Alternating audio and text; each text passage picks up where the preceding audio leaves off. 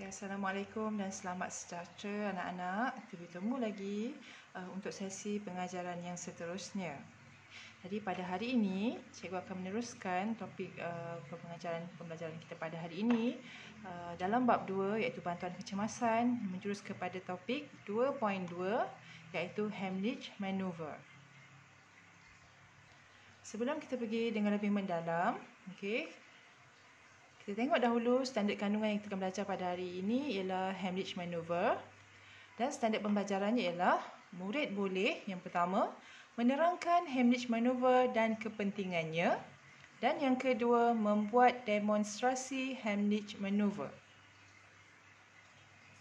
Dari segi istilah Heimlich Maneuver, nama diperoleh daripada seorang pakar bedah toraks iaitu Dr. Henry Heimlich yang menemui kaedah Heimlich Maneuver. Jadi dia menggunakan nama dia lah untuk memperkenalkan kaedah ini. Kita tengok dahulu apa yang dikatakan dengan Heimlich Maneuver. Heimlich Maneuver ialah bantuan kecemasan yang dilakukan untuk menyelamatkan seorang individu yang tercekik. Yang tercekik. Apa itu keadaan tercekik? Ialah keadaan yang berlaku apabila saluran pernafasan tersekat disebabkan oleh makanan atau benda asing. Sekarang kita lihat pula situasi mangsa yang memerlukan kaedah Heimlich Maneuver. Yang pertama, kalau kita nampak seorang individu tu, dia memegang leher dengan kedua-dua tangan. Dia tengah pegang leher dia. Yang kedua, individu tersebut tidak boleh bercakap atau batuk. Bila dia pegang leher tu dia diam. Macam meronta-ronta. Tapi tak boleh bercakap ataupun dia batuk. Yang ketiga, kulit, bibir dan kuku kelihatan kebiruan dan kehitaman. Ini kena cek lah bahagian kuku, kulit dia tu adakah dia dah mula pucat. Kita katakan keadaan itu adalah pucat. Dan yang keempat, di dalam keadaan sukar bernafas. So ni 4 situasi yang kita boleh apply ataupun kita gunakan kaedah Heimlich Maneuver. Ini kalau kita lihat kelihatan rentas bagaimana yang dikatakan seorang itu tercekik, iaitu bila dia makan, epiglottis akan terlipat dan menutup saluran pernafasan. Ni bahagian ni. Makanan akan terus bergerak ke dalam esofagus menuju ke perut. Tapi jika makanan menghalang saluran pernafasan, seseorang akan tercekik. Ini sepatutnya lah. Tapi dia masuk kepada bahagian saluran pernafasan. Itu yang dikatakan dia tercekik. Sekarang kita lihat dahulu kepentingan Heimlich Maneuver. Ni makluman yang kita tahulah. Badan dengan otak manusia ni memang sangat memerlukan oksigen. Sebab tu dalam sistem peredaran darah, dia membantu untuk mengangkut oksigen ke seluruh anggota badan. Jadi bila kita menyedut oksigen yang kita dapat daripada udara, dia akan sedut masuk terus ke dalam paru manusia. Jadi oksigen inilah yang akan diserap semula, diserap masuk ke dalam semua sel badan, termasuklah di bahagian otak. Tapi apa berlaku jika seorang itu tercekik? Jadi bila seorang individu itu tercekik, saluran pernafasan akan tersumbat. Bahagian ruangan pernafasan kita sedut oksigen akan tersumbat dan menghalang oksigen ke paru. Jadi keadaan ini dia akan menyebabkan oksigen tidak cukup untuk dihantar ke otak. Dan paling lebih buruk jika bantuan kecemasan lambat diberikan, mangsa yang tercekik boleh mengalami kerosakan otak atau lebih buruk lagi akan mengakibatkan kematian. Sekarang kita lihat bagaimanakah kaedah Heimlich Maneuver. Macam pelajaran yang lepas iaitu berkaitan dengan CPR. Kita tidak perlukan sebarang peralatan. Dan kenapa diperkenalkan dalam silibus baru KSSM ni? Kerana dia sebenarnya untuk mendidik masyarakat supaya lebih ramai lagi orang ramai ataupun orang awam yang mampu untuk dapat menyelamatkan nyawa mangsa yang tercekik. Sekarang kita lihat dulu kaedahnya melalui gambar rajah. Yang pertama, apa yang kita buat? Ini adalah individu yang ingin menyelamatkan individu ataupun mangsa yang tercekik. Okey, yang baju purple ni adalah mangsa yang tercekik. Jadi apa yang perlu kita buat sebagai individu yang cuba untuk menyelamatkan nyawa mangsa yang tercekik, kita berdiri di belakang mangsa dan bongkokkan badan mangsa sedikit ke hadapan. So kalau tengok ni postur badan membongkok sedikit. Okey, yang ni individu yang menyelamatkan tadi ni, kelilingkan tangan dari belakang mangsa. Okey, kita peluk dia daripada belakang. Dengan istilahnya macam peluk dia lah. Okey, kelilingkan tangan dari belakang mangsa dan genggamkan tangan kanan. Ni macam ni keadaan ni. Kita genggamkan sebelah tangan kanan. Okey.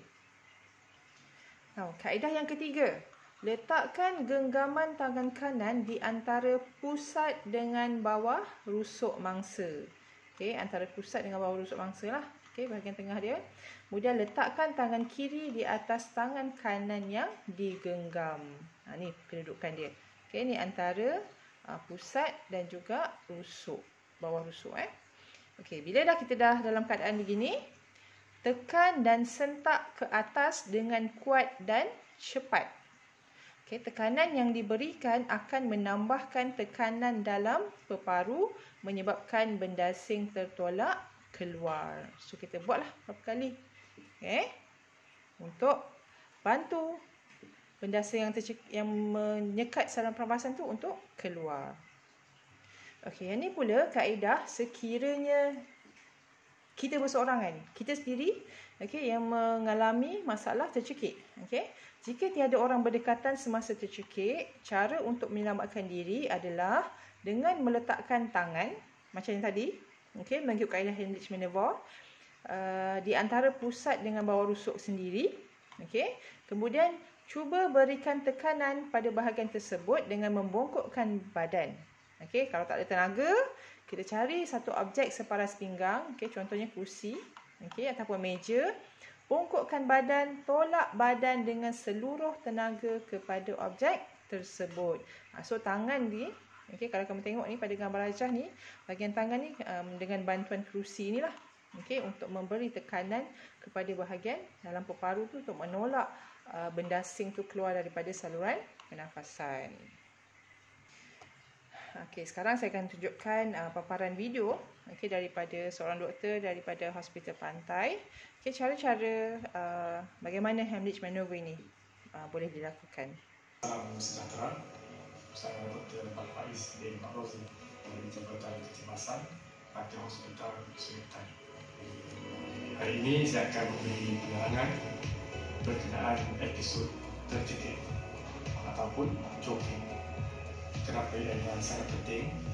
Pertama, ia kerap berlaku. Kedua, ia boleh menyebabkan kematian. Atau yang ketiga, boleh menyebabkan komplikasi kepada pesakit, terutamanya kerosakan otak. Sekarang saya tunjukkan perkara yang kita perlu lakukan untuk membantu pesakit yang tercekik dan masih sedar dan boleh batuk. Mangsa yang tercekik kebiasaannya akan meletakkan kedua belah tangan di tengkuknya. Untuk mangsa yang masih boleh bercakap ataupun batuk, galakkan mereka untuk batuk sehingga bahan yang tercekik dapat dikeluarkan. Sekiranya bahan tercekik gagal dikeluarkan secara batuk, bongkokkan mangsa ke depan dan tepuk sebanyak 5 kali di belakang tulang belikat. Sekiranya masih gagal, kita perlu melakukan Heimlich Maneuver ataupun tekanan pada bahagian abdomen atau bahagian perut. Berdiri di belakang mangsa, letakkan kedua-dua tangan anda di pinggang mangsa, tekan abdomen menggunakan genggaman tangan dengan cepat ke arah dalam dan ke atas. Perlu diingatkan bagi wanita yang mengandung atau mangsa yang gemuk, tekanan dada boleh dilakukan. Sekiranya masih gagal, lakukan CPR ataupun cardiopulmonary resuscitation pada mangsa, iaitu apabila mangsa pingsan atau sudah tidak dapat bernafas, dan terus hubungi ambulans. Okey, jadi tu sedutan video daripada seorang doktor pakar, okey, di bahagian kecemasan, okey, tentang bagaimana Heimlich Maneuver laksanakan. Jadi itu saja untuk pelajaran kita pada hari ini. Okey, jadi cikgu nak ulang semula apa yang cikgu dah terangkan daripada awal tadi, berkaitan dengan Heimlich Manoeuvre. Cikgu dah terangkan tentang definisi apa yang dikatakan dengan Heimlich Manoeuvre. Kemudian situasi yang menunjukkan seorang itu dalam keadaan tercekik. Ada 4 tadi. Kemudian dari segi kepentingannya antaranya untuk mengelakkan daripada berlaku, kerana tercekik ni boleh menyebabkan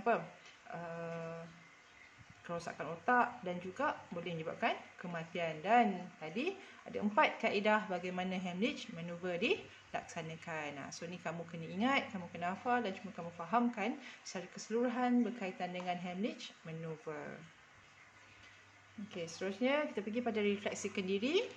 Jadi kamu tengok semulalah, adakah kamu dapat menerangkan Heimlich Manoeuvre dan juga kepentingannya.